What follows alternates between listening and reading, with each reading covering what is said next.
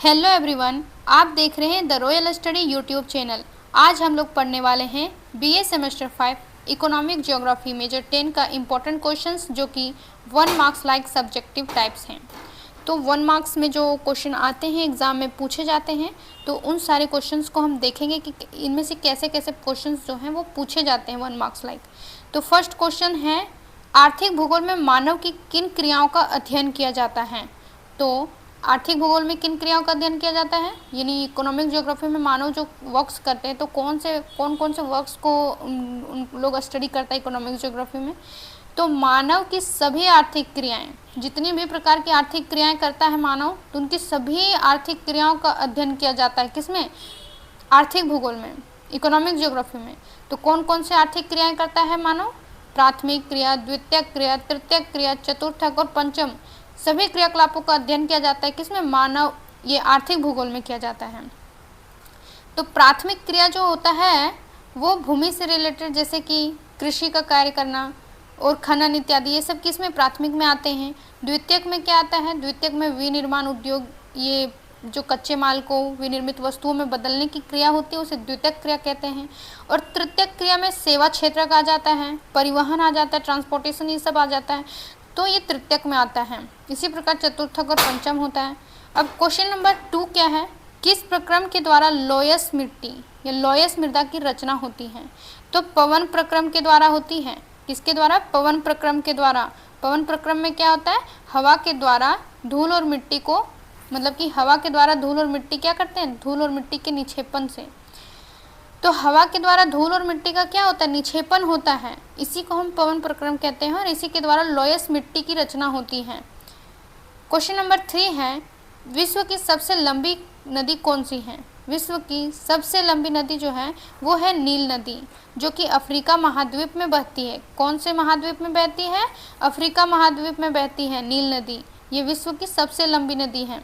Question number 4 है कि विश्व में कहाँ पर सदाबहार वन पाए जाते हैं। कौन सा वन, सदाबहार वन पाए जाते हैं। तो विषुवतीय या भूमध्य रेखीय क्षेत्रों में। कौन से क्षेत्रों में, विषुवतीय या भूमध्य रेखीय क्षेत्रों में, जैसे कि अमेजन बेसिन, कांगो बेसिन, इन सब बेसिन में जो है वो सदाबहार वन पाए जाते हैं। एवरग्रीन फॉरेस्ट जिसको कहते हैं, तो ये जो एवरग्रीन फॉरेस्ट है वो अमेजन बेसिन, कांगो बेसिन जैसे क्षेत्रों में, विषुवतीय क्षेत्रों में पाया जाता है सदाबहार वन। क्वेश्चन नंबर 5 में है कि बंजर भूमि क्या है। बंजर भूमि, तो वह भूमि जो कृषि या फसल उत्पादन के लिए अनुपयुक्त होती है उसे बंजर भूमि कहते हैं। अनुपयुक्त यानी कि उपजाऊ नहीं होती है। तो वैसी भूमि जो कृषि और फसल उत्पादन के लिए अनुपयुक्त होती है, यानी कि कृषि और फसल उत्पादन उसमें नहीं किया जा सकता है उस भूमि में। उस भूमि में अगर हम कृषि करेंगे भी तो उसका पैदावार ज़्यादा नहीं होगा। तो ऐसी भूमि जो उपजाऊ नहीं होती है और उसमें हम कृषि कार्य, फसल उत्पादन नहीं कर सकते, तो वैसी भूमि को हम क्या कहते हैं, बंजर भूमि कहते हैं। क्वेश्चन नंबर 6 है, विश्व में चावल का सबसे अधिक उत्पादन करने वाला देश कौन है। तो चीन जो है विश्व का सबसे बड़ा चावल उत्पादक देश है। क्वेश्चन नंबर 7 है, सबसे उत्तम किस्म का कोयला कौन है। तो एंथ्रेसाइट, एंथ्रेसाइट जो होता है वो सबसे उत्तम किस्म का कोयला है। एंथ्रेसाइट के बाद बिटुमिनस आता है, बिटुमिनस के बाद लिग्नाइट और लिग्नाइट के बाद पीट है, यानी एंथ्रेसाइट, बिटुमिनस, फिर लिग्नाइट, फिर पीट। क्वेश्चन नंबर 8 है कि विश्व में सबसे अधिक गेहूं उत्पादन करने वाला देश कौन सा है। तो चीन जो है विश्व में सबसे अधिक गेहूं उत्पादन करता है। चीन ही जो है वो विश्व का सबसे बड़ा गेहूं उत्पादक देश है। क्वेश्चन नंबर 9, काजरी कहाँ है। काजरी, तो काजरी जो होता है CAZRI, काजरी, तो काजरी जो है वो जोधपुर राजस्थान में स्थित है। काजरी क्या है, काजरी एक इंस्टीट्यूट है जिसका फुल फॉर्म क्या होता है काजरी का, तो C से central arid zone research institute, और ये कहाँ पे है, राजस्थान के जोधपुर में है काजरी इंस्टीट्यूट। तो ये जो काजरी है उसका फुल फॉर्म याद रखिएगा, central arid zone research institute. Central arid zone research institute होता है काजरी का फुल फॉर्म, और ये काजरी जो है वो राजस्थान के जोधपुर में स्थित है। क्वेश्चन नंबर 10 है, विश्व में सबसे अधिक बॉक्साइट उत्पादन करने वाला देश कौन सा है। तो कौन सा देश जो विश्व में सबसे अधिक बॉक्साइट उत्पादन करता है, तो ऑस्ट्रेलिया, ऑस्ट्रेलिया जो है वो विश्व में सबसे अधिक बॉक्साइट उत्पादन करता है। क्वेश्चन नंबर 11 है, आर्थिक भूगोल के 3 उपागमों का नाम लिखें। आर्थिक भूगोल के जो 3 उपागम हैं, यानी 3 अप्रोचेस हैं आर्थिक भूगोल में, तो उनका नाम लिखने के लिए बोला गया। तो कौन कौन से 3 उपागम हैं आर्थिक भूगोल में? पहला है क्रमबद्ध उपागम, सिस्टमैटिक अप्रोच। दूसरा है क्षेत्रीय उपागम, रीजनल अप्रोच। तीसरा है व्यवहारात्मक उपागम, बिहेवियरल अप्रोच। यानी सिस्टमैटिक अप्रोच, रीजनल अप्रोच और बिहेवियरल अप्रोच। क्रमबद्ध उपागम, क्षेत्रीय उपागम, व्यवहारात्मक उपागम। क्वेश्चन नंबर 12 है, यह किसका कथन है? संसाधन होते नहीं बनते हैं। तो संसाधन होते नहीं बनते हैं, ये कथन जो है वो प्रसिद्ध भूगोलवेता E.W. जिमरमैन का है। किसका है? जिमरमैन। जिमरमैन को और क्या बोला जाता है? फादर ऑफ रिसोर्स ज्योग्राफी, यानी संसाधन भूगोल का जनक बोला जाता है। किसको? जिमरमैन को। जिमरमैन को फादर ऑफ रिसोर्स ज्योग्राफी के नाम से जाना जाता है। क्वेश्चन नंबर 13, आर्थिक भूगोल भूतल पर संपत्ति का उत्पादन, विनिमय और उपभोग से संबंधित मानवीय क्रियाकलाप की क्षेत्रीय विभिन्नताओं का अध्ययन है। किसने परिभाषित किया? तो ये जो एक परिभाषा है, पूछा गया है कि ये जो परिभाषा है वो किसने दिया है कि ये जो आर्थिक भूगोल है, आर्थिक भूगोल भूतल पर संपत्ति का उत्पादन, विनिमय और उपभोग से संबंधित मानवीय क्रियाकलाप की क्षेत्रीय विभिन्नताओं का अध्ययन है। तो ये जो है परिभाषा J.W. अलेक्जेंडर ने दिया था। किसने दिया था? J.W. अलेक्जेंडर ने दिया था ये परिभाषा। क्वेश्चन नंबर 14 है, विश्व के किस क्षेत्र में अत्यधिक पेट्रोलियम खनिज केंद्रित हैं?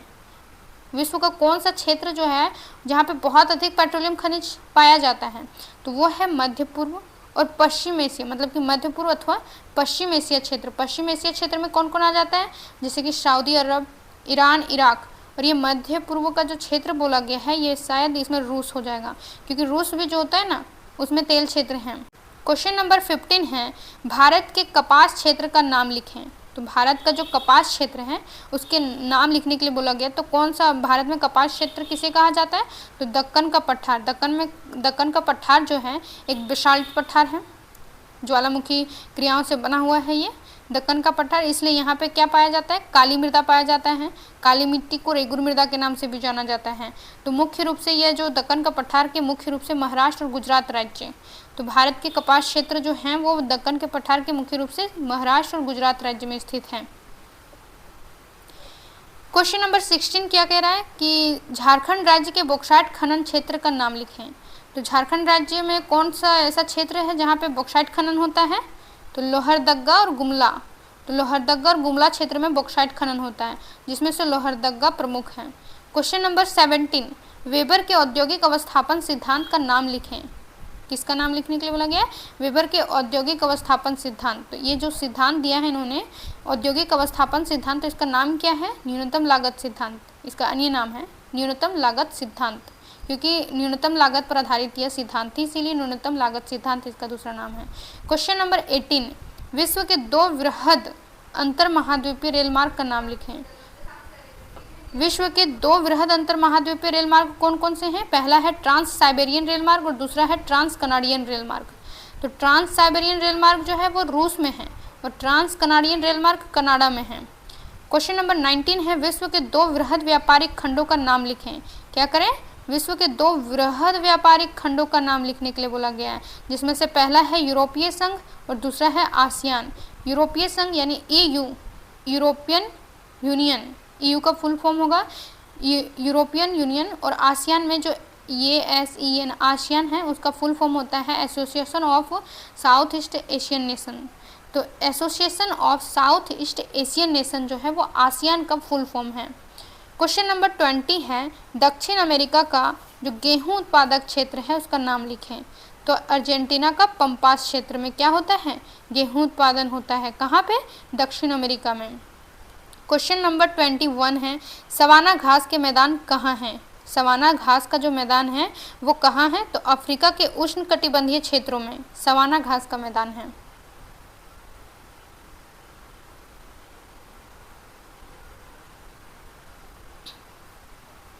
क्वेश्चन नंबर 22 है, आर्थिक भूगोल किस विषय की शाखा है? तो आर्थिक भूगोल जो है वो मानव भूगोल यानी ह्यूमन ज्योग्राफी की एक प्रमुख शाखा है। क्वेश्चन नंबर 23 है, लौह अयस्क के विभिन्न किस्मों को लिखें, यानी कि कितने टाइप्स के होते हैं।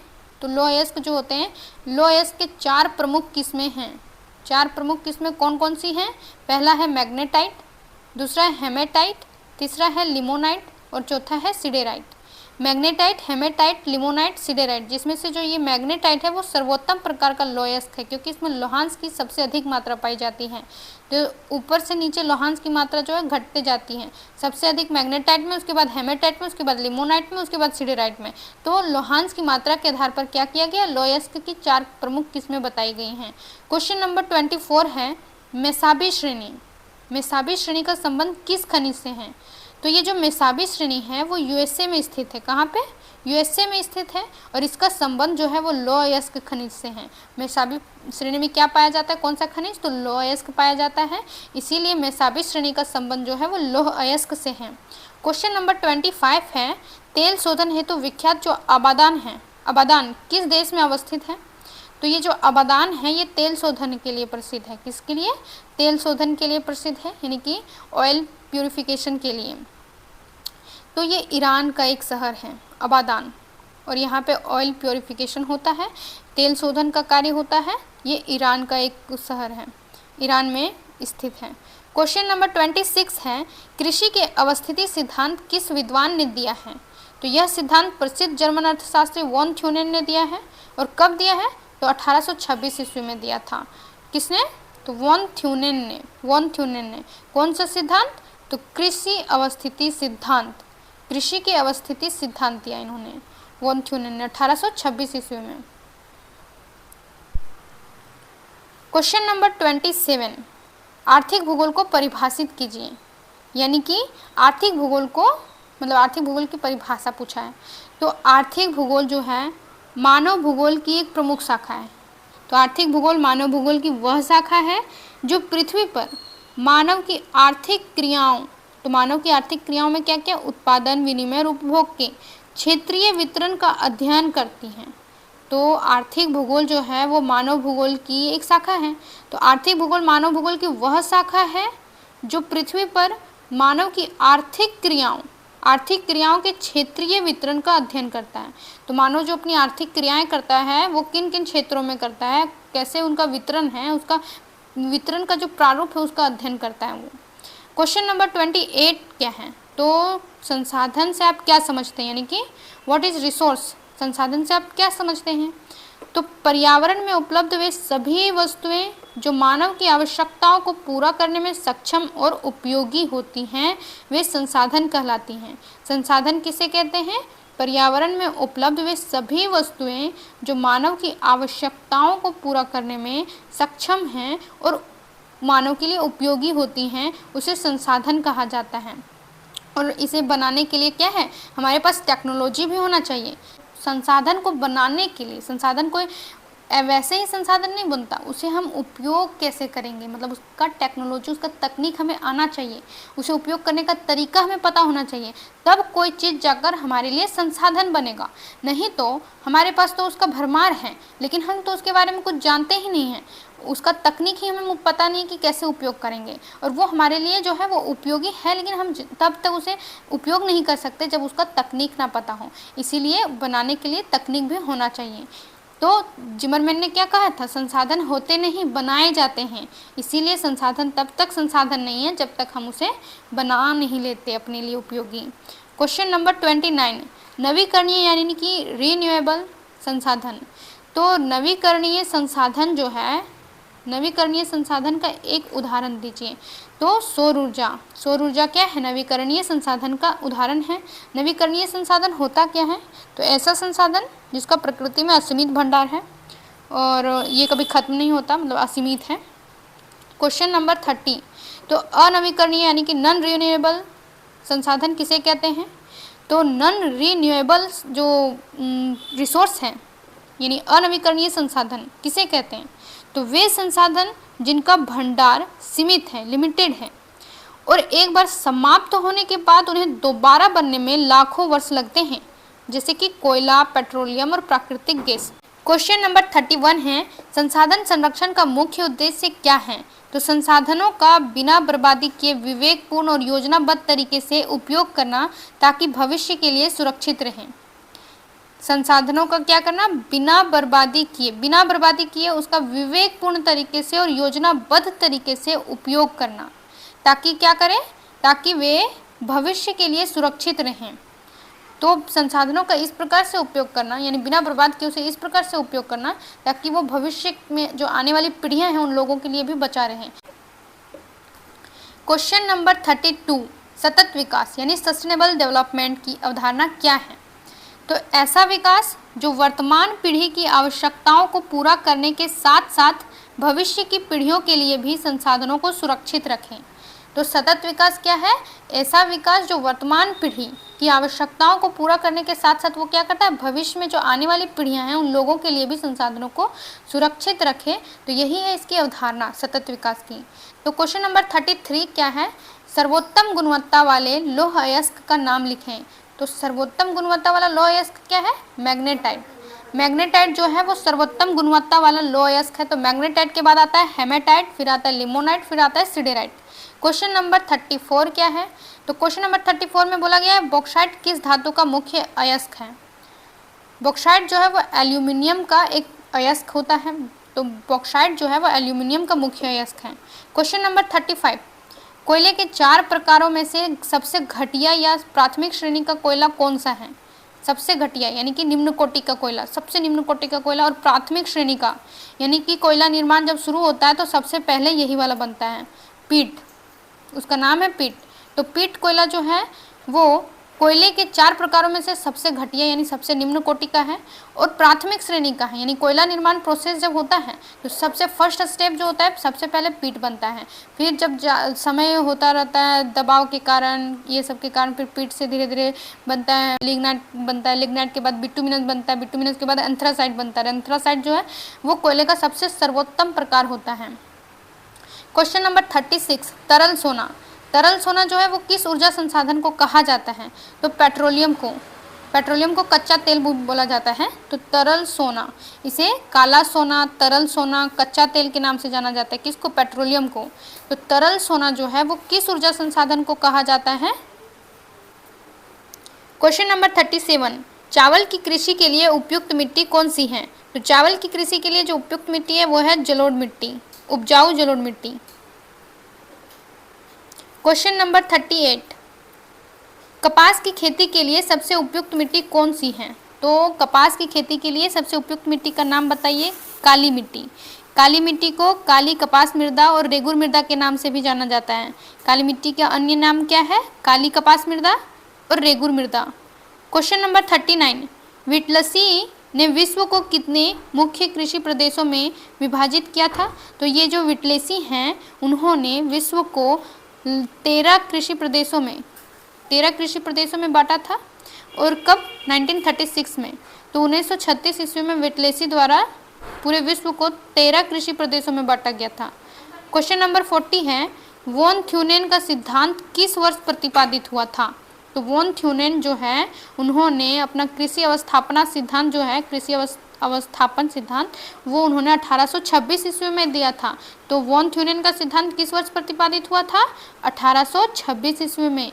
क्वेश्चन नंबर 41 है, वॉन थ्यूनेन के मॉडल के अनुसार केंद्रीय नगर के सबसे पास यानी प्रथम पेटी में किस चीज़ की कृषि की जाती है? तो इन्होंने केंद्रीय नगर यानी कि इन्होंने पेटी बनाया था। जैसे सबसे पहले केंद्रीय नगर बीच में है, उसके बाद प्रथम पेटी, द्वितीय पेटी, तृतीय पेटी, इस प्रकार करके उन्होंने क्या किया था? पेटी में बांटा था।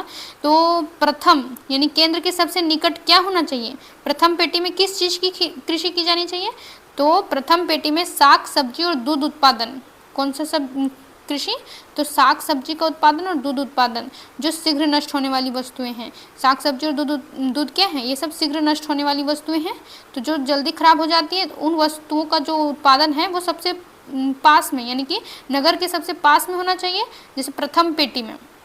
Question number 42, Alfred weber. तो अल्फ्रेड वेबर ने अपने औद्योगिक अवस्थिति सिद्धांत में परिवहन लागत को दर्शाने के लिए किस रेखा का प्रयोग किया था?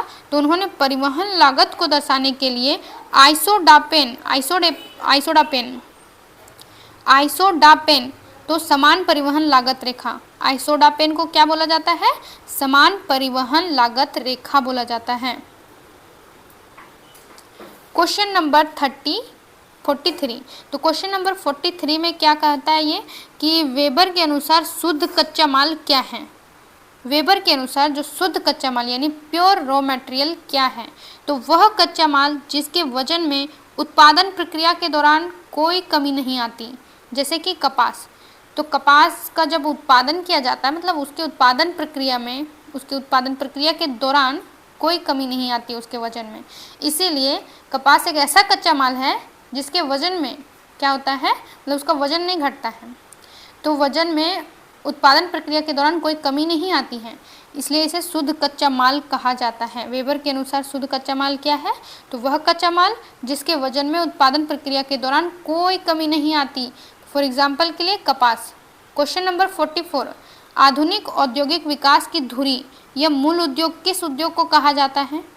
आधुनिक औद्योगिक विकास की धुरी या मूल उद्योग किस उद्योग को कहा जाता है? तो वो लोहा और इस्पात उद्योग को कहा जाता है। आधुनिक औद्योगिक विकास की धुरी बोला जाता है इसे। क्वेश्चन नंबर 45, मैनचेस्टर शहर विश्व में किस उद्योग के लिए प्रसिद्ध है? मैनचेस्टर जो है वो ब्रिटेन में है और ये मैनचेस्टर शहर जो है, ब्रिटेन का जो मैनचेस्टर शहर है वो विश्व में किस उद्योग के लिए प्रसिद्ध है? तो वो सूती वस्त्र उद्योग के लिए प्रसिद्ध है। कौन सा वस्त्र उद्योग? Cotton mill. तो क्वेश्चन नंबर 46, चीनी उद्योग किस प्रकार के कच्चे माल पर आधारित उद्योग है? तो चीनी उद्योग यानी कि चीनी उद्योग जो है वो भार ह्रास वाले कच्चे माल पर आधारित है, क्योंकि चीनी किससे बनता है? गन्ना से बनता है, और गन्ना क्या है? वजन घटाने वाला पदार्थ है, तो ये भार ह्रास वाले कच्चे माल पर आधारित है। गन्ना भार मतलब कि उसका वजन ह्रास होता है। क्वेश्चन नंबर 47 है डिजिटल राजमार्ग, डिजिटल हाईवे से आप क्या समझते हैं या डिजिटल हाईवे का क्या तात्पर्य है? तो दूर संचार और इंटरनेट का वह उच्च गति वाला नेटवर्क जो वैश्विक स्तर पर डेटा और सूचनाओं का तेजी से आदान प्रदान करता है। डिजिटल हाईवे जो होता है वो दूर संचार और इंटरनेट का वह उच्च गति वाला नेटवर्क है जो वैश्विक स्तर पूरे वर्ल्ड लेवल पे डेटा और सूचनाओं का तेजी से क्या करता है? आदान प्रदान करता है। कौन? Digital highway. तो इसे हम डिजिटल हाईवे कहते हैं। क्वेश्चन नंबर 48, विश्व का सबसे लंबा और महत्वपूर्ण अंतर महाद्वीपीय रेल मार्ग कौन सा है? तो विश्व का सबसे लंबा और अंतर महाद्वीपीय मतलब क्या होता है? महाद्वीप के अंदर यानी इंटरकॉन्टिनेंटल। तो अंतर महाद्वीपीय रेल मार्ग कौन सा है? ट्रांस साइबेरियन रेल मार्ग। ट्रांस साइबेरियन रेल मार्ग रूस में है। कहाँ पे है? रसिया में है। और ये जो ट्रांस साइबेरियन रेल मार्ग है वो कहाँ से कहाँ तक है? सेंट पीटर्सबर्ग से व्लादिवोस्तोक तक है। तो ये जो ट्रांस साइबेरियन रेल मार्ग है ये विश्व का सबसे लंबा अंतर महाद्वीपीय रेल मार्ग है। क्या है? अंतर महाद्वीपीय रेल मार्ग। और ये जो होता है रसिया के कहाँ से कहाँ तक है? तो रसिया के सेंट पीटर्सबर्ग से स्टार्ट होता है। सेंट पीटर्सबर्ग कहाँ है? यहाँ पे है सेंट पीटर्सबर्ग से पूरा व्लादिवोस्तोक तक। तो इतना लंबा रेलवे मार्ग है ये है, इसे अंतर महाद्वीपीय रेल मार्ग बोला जाता है। अंतर महाद्वीपीय रेल मार्ग देखो यहाँ इस किनारे से स्टार्ट होकर इस किनारे तक है, यानी कि पूरा अंदर इस महाद्वीप के पूरा अंदर, तो इसलिए इसे अंतर महाद्वीपीय रेल मार्ग के नाम से जाना जाता है। अब क्वेश्चन नंबर 49 क्या है? ग्रेट कॉटन रूट या स्वेज नहर मार्ग किन दो महासागरों को जोड़ता है? ग्रेट कॉटन रूट यानी कि महान रेशम ग्रेट कॉटन रूट का मतलब महान रेशम मार्ग। तो ये जो विशाल रेशम का मार्ग जो था और स्वेज नहर मार्ग जो है तो ये किन दो महासागरों को जोड़ता है? तो भूमध्य सागर और लाल सागर के माध्यम से ये अटलांटिक महासागर को हिंद महासागर से क्या करता है? जोड़ता है। किसके माध्यम से? तो भूमध्य सागर और लाल सागर। तो इसे मैप में देखते हैं, ये है क्या? भूमध्य सागर, और ये यहाँ पे क्या है? ये लाल सागर है। तो ये जो स्वेज नहर कहाँ पे है? ये जो यहाँ पे दिख रहा है ये स्वेज नहर है। स्वेज नहर क्या करता है? भूमध्य सागर और लाल सागर के माध्यम से किसको जोड़ता है? अटलांटिक महासागर, ये जो ये पूरा दिख रहा है ये अटलांटिक महासागर का क्षेत्र है। इधर इंडियन ओशियन यानी हिंद महासागर है। तो ये अटलांटिक महासागर को क्या करता है, ये अटलांटिक महासागर, ये जो ये क्षेत्र जो अटलांटिक महासागर का क्षेत्र है इसको इंडियन ओशियन से जोड़ता है। किधर से, तो ये इधर से, ये यहाँ पे पहले स्वेज नहर ना होने के कारण इधर से जो जहाज है वो पास नहीं हो पाता था, लेकिन स्वेज नहर जब से बना है तब से ये जो लंबा सा रूट जो जाता था ना भारत की ओर, तो ये अब लंबा सा रास्ता ना तय करके अब यहाँ से शॉर्टकट रास्ता से भारत लोग आते हैं। क्वेश्चन नंबर 50, विश्व व्यापार संगठन यानी कि WTO की स्थापना कब हुई थी, तो ये 1 जनवरी 1995 को हुई थी। तो WTO की स्थापना जो है 1 जनवरी 1995 ईस्वी को हुआ था। किसके स्थान पर, तो गेट के स्थान पर। जो भी वर्तमान में WTO का जो कार्य है वो पहले क्या कौन करता था, ये काम गेट करता था। ये क्या है, वैश्विक संस्था है। तो WTO के स्थान पर ही, यानी कि WTO जो है किसके स्थान पर स्थापित हुआ, तो गेट के स्थान पर। क्वेश्चन नंबर 51, ओपेक, ओपेक का पूर्ण रूप क्या है, ओपेक का फुल फॉर्म क्या है और इसका मुख्यालय कहाँ है। तो ओपेक का फुल फॉर्म और इसका हेडक्वार्टर पूछा है। तो ओपेक का जो फुल फॉर्म है उसका फुल फॉर्म होता है organisation of the petroleum exporting countries, organisation of the petroleum exporting countries, यानी कि ओ से organisation of the petroleum exporting countries. मुख्यालय यानी हेडक्वार्टर इसका कहाँ है, ऑस्ट्रिया के वियना में। तो ऑस्ट्रिया जो है यूरोप का एक कंट्री है और ऑस्ट्रिया का राजधानी है वियना। तो वियना जो है वो ऑस्ट्रिया का राजधानी यानी एक प्रमुख शहर है। इसी शहर में इसका हेडक्वार्टर है, किसका, ओपेक का, organisation of the petroleum exporting countries. ये एक संस्था है यानी पेट्रोलियम निर्यातक देशों का संगठन। क्वेश्चन नंबर 52 है, आसियान का मुख्य उद्देश्य क्या है। आसियान, तो आसियान जो है दक्षिण पूर्वी एशियाई देशों में आर्थिक विकास, सामाजिक प्रगति और क्षेत्रीय शांति को बढ़ावा देता है। आसियान का ये मुख्य उद्देश्य है। आसियान का मुख्य उद्देश्य क्या है, दक्षिण पूर्वी एशियाई देशों में आर्थिक विकास, सामाजिक प्रगति और क्षेत्रीय शांति को बढ़ावा देना। आसियान का फुल फॉर्म क्या होता है, तो आसियान का फुल फॉर्म होता है association of south east Asian nation. South east यानी दक्षिण पूर्वी, तो दक्षिण पूर्वी एशियाई देशों का संघ है ये। और इसका मुख्य उद्देश्य होता है दक्षिण पूर्वी एशियाई देशों में आर्थिक विकास, सामाजिक प्रगति और क्षेत्रीय शांति को बनाए रखना और उसको बढ़ावा देना। क्वेश्चन नंबर 53 क्या है, तो यूरोपीय संघ EU यानी यूरोपीय यूनियन की साझा मुद्रा, साझा मुद्रा मतलब कॉमन करेंसी। यूरोपीय यूनियन में जितने भी कंट्रीज हैं उनकी सारी कॉमन करेंसी होती है। तो उस कॉमन करेंसी का नाम है यूरो। यूरो यानी फ्रांस का भी यूरो, जर्मनी का भी यूरो, पोलैंड का भी यूरो, इन सब का यूरो यूरो सब, क्योंकि सभी यूरोपीय संघ के कंट्री हैं। तो यूरोपीय संघ की जो साझा मुद्रा यानी कॉमन करेंसी है उसका नाम है यूरो। तो बस इतना ही क्वेश्चंस थे। ये सारे क्वेश्चंस हो सकते हैं एग्जाम में पूछे जाएंगे, इतना जो है, क्योंकि ये सारे के सारे जो है PYQ से रिलेटेड हैं और PYQ से भी हैं। बहुत सारे क्वेश्चंस जो है PYQ से हैं और बहुत सारे PYQ पर बेस्ड हैं, यानी कि हाईली एक्सपेक्टेड जो एग्ज़ाम में पूछा जा सकता है ऐसे क्वेश्चंस हैं।